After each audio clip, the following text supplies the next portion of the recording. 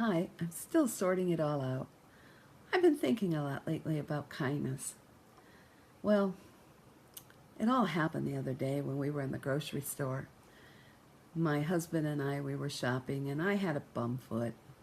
I've had a bum foot for a while, and it's getting better. But my husband was walking ahead of me, and he was rushing all over the store, getting things to save me some steps, and he had the cart full, and he was moving ahead to get to the grocery line. And as I was walking, I noticed this gentleman who was paralleling me, and he just looked disheveled, confused.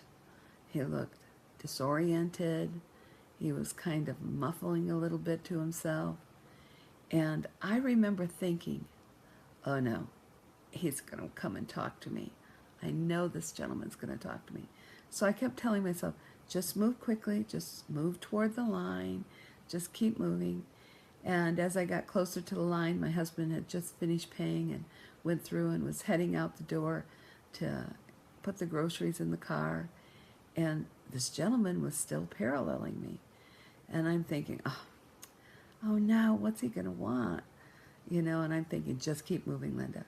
I got out the front door of the store, and I'm walking toward the car, and as I walk, he turns the other way and goes another distance, and I'm thinking, wonder what he wanted.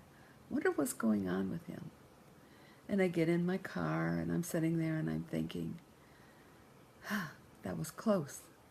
Then all at once it dawned on me, oh no, my husband's going to have to put up the grocery cart in the cart corral. And when my husband sees that man, because he's now on the other side of the parking lot, struggling, looking disoriented, still confused, and when my husband sees him, he will immediately rush to him. And I'm thinking, I got frozen stuff here, people. I live in Palm Springs. It's over 100 degrees. But I know my husband, and I know he has authentic kindness and authentic compassion, and that he'll surrender any moment, any situation to be there for another person. And in the light of who he is, I struggle with who I am, because I'm a charitable person. I mean, I give to Red Cross during disasters. I organize feeding the homeless. I'm definitely there for anybody that's a friend of mine or neighbor. I'm just really a kind person. And as long as I structure it or I make the decision, I'm there. But I am so remiss when it comes to authentic kindness. And that kindness is when life calls out and you surrender that moment, your time, anything to help someone. I fall very short on that. And I watch my husband go across the parking lot, and I see him talking to the gentleman. And then I see them walking through cars up and down rows. And then I see them stop, and the gentleman looks so much at peace.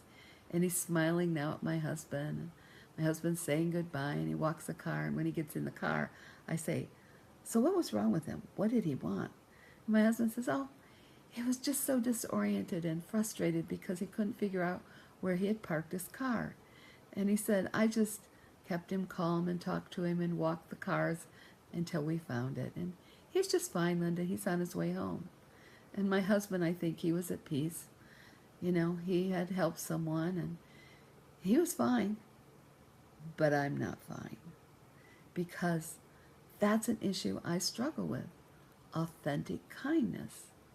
Authentic kindness. And I was unwilling to just turn and ask this gentleman if there was anything I could do to help him. And it's something that I look at all the time. I hear myself do self-talk. Be nice, Linda. It's so funny because my husband's a very naturally authentic person.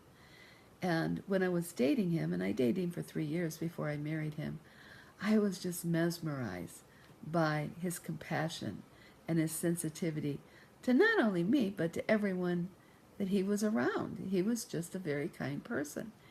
And when you're dating someone, I call that Disneyland, because you look your best, you act your best, you know, you go, you have fun. It's just a great time. You're in fantasy land. Let's just admit it. But the day comes when you marry a person. And that day that I married him, I said to him, and him and I still giggle about this, I said to him, I'm marrying you today because I will find you out. No one can be this nice. And the truth is I kind of believed it when I said it, because once you get out of Disneyland, you see the bad things for what they are. You see you see them go through struggles and through life situations, and you don't ever see the best of the person anymore. You're out of your Disneyland and you're into reality. But it's 31 years later, and he's as kind, as sweet, as authentic as he was during that dating period.